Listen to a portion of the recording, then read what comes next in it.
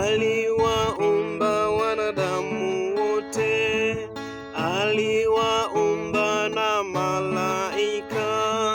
Yeye ni Mungu tangu zamani, jina lake anaitwa Yesu.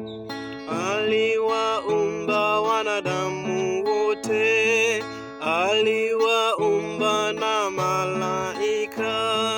Anazo sifa za kutosha, ndiyo maana tunamwita Mungu. Kila goti kwake linapigwa.